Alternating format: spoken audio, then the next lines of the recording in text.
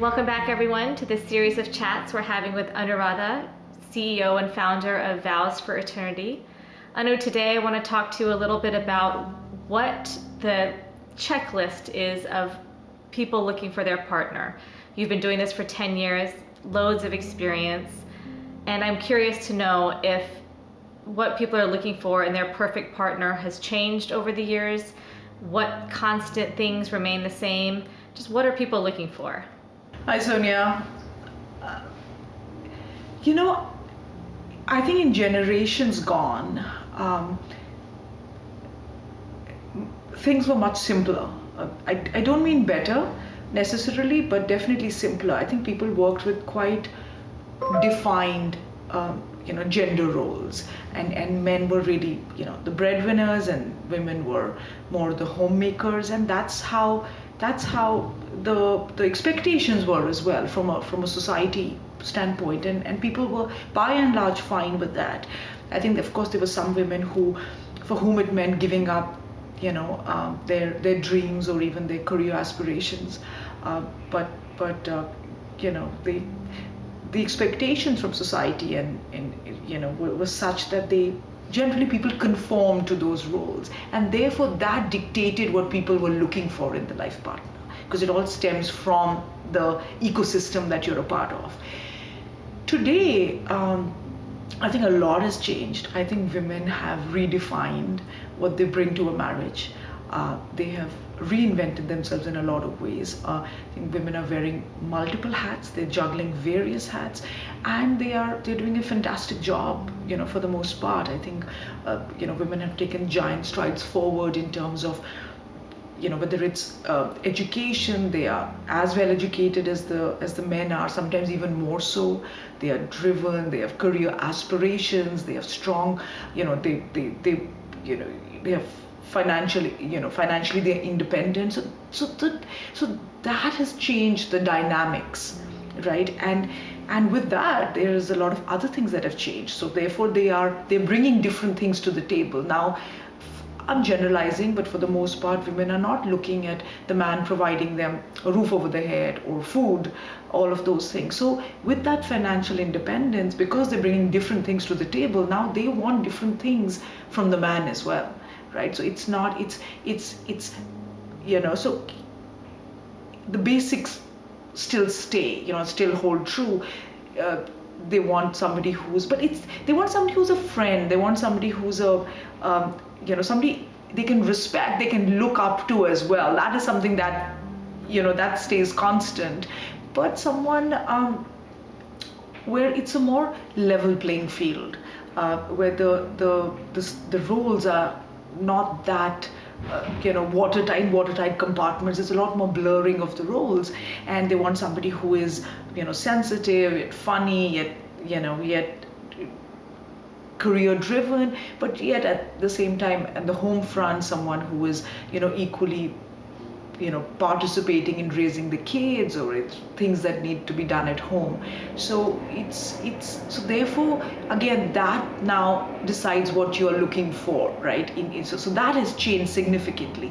For the men, I think it's been most of these changes have been driven by the choices that women have made, and men in a lot of ways are still they're trying to catch up. They're trying to keep pace, right, with the giant strides that women have taken forward, and therefore for them, for the most part, I think they're quite supportive of the careers and all of that, but they're also looking at what they really want is somebody who's nurturing, somebody who's kind-hearted, somebody who's just a good person, somebody who they can have fun with, somebody who gets along really well with families and friends and all of those things. So again, I think there is a lot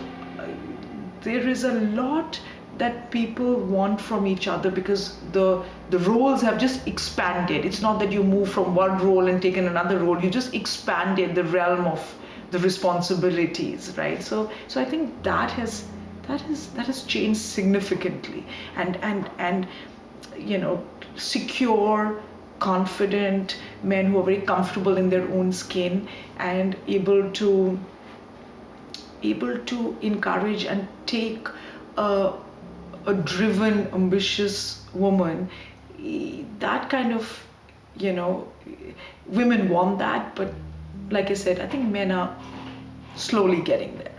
I'm curious, what is your definition of a perfect marriage, or is there even such a thing?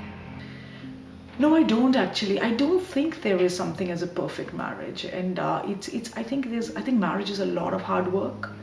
Um, it's really two people. I think by virtue of being human, we're all intrinsically flawed. So you have two very flawed people coming together, so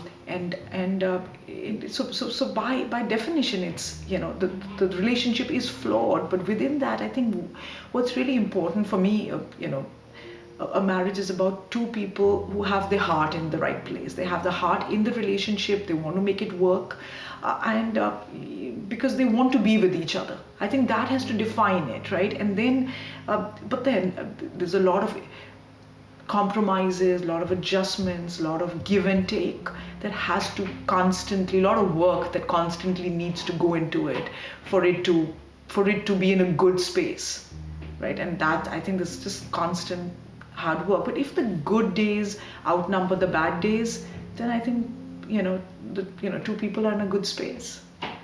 I know I'm interested because the general perception, I think, is that those born and raised in India are vastly different than those born and raised outside of India. And have you found this to be true? And if so, how does it affect your matchmaking process? This is really interesting because we sort of quite global in our member base, and when I talk to people, Indians in India, and like you rightly pointed out, talk to Indians outside India, whether it's non-resident Indians or second generation, Indians, they both have a lot of preconceived notions about the other person, and both think that the other person is very culturally very different. And I think to a great extent there are some cultural differences, absolutely, but I think it's more about style differences. There is a lot of, in India, girls are still brought up in a lot of ways in a lot more sheltered, cocooned environment, and therefore I think there's still a lot more of an entitlement culture as they grow up, that our parents took care of us in a lot of ways, the husband will, or there are certain things that they expect, which is not so in outside India. But again, very, very so the ability sometimes to adapt, to change, to want to do mundane everyday things, I think that ability or willingness to make those changes is a lot less sometimes from girls in India.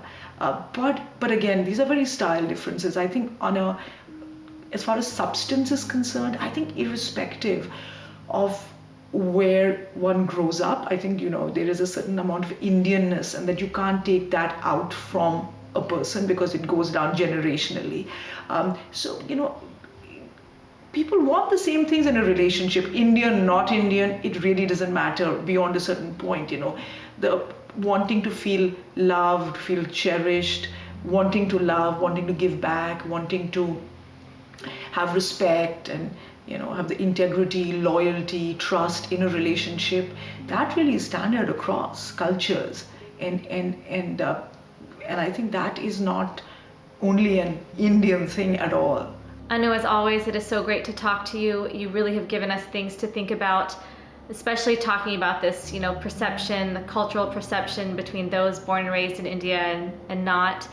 As someone who's been born and raised in America, but still finds myself to identify very much as an Indian, it is interesting to see the similarities that you see and the differences that you see, and trying to strike the balance and how people can strike that balance. And of course, always the checklist of finding a perfect partner and how that has changed is so interesting to hear. So thanks so much, and until next time, we'll speak to you again. Thank you, Sonia.